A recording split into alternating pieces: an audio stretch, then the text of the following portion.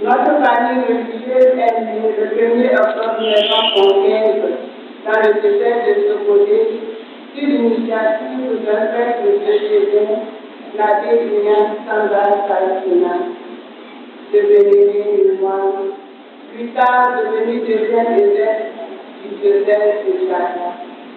Abbé Ignace a commencé cette œuvre de la providence avec les deux premières sœurs, Marie-Christine Soumarina, Marie-Cécile Chicolina.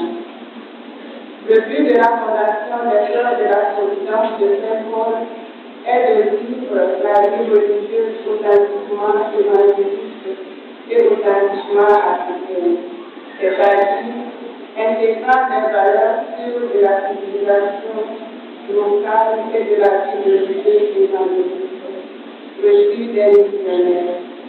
En d'autres termes, les Sœurs de la Providence de Saint-Paul s'emploient de valoriser des habitudes africaines conformes à l'évangile du Christ par exemple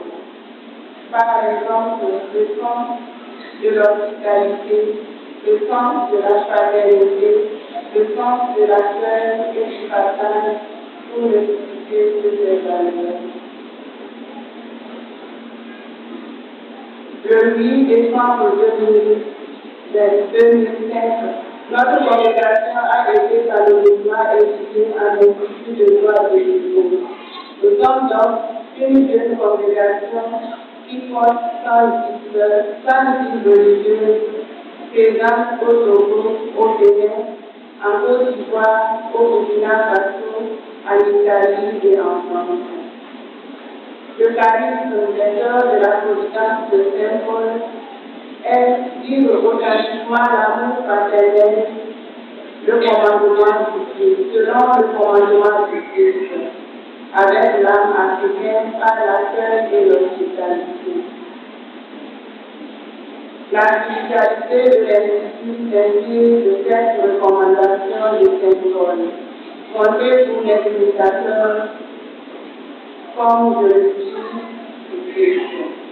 Ainsi, dans la contemplation et l'action, pour membres de la providence de Saint-Paul initiera le Christ avec la confiance et l'abandon total au Dieu providence, la Vierge Marie par l'unité et Saint-Paul par l'ardeur missionnaire et apostolique.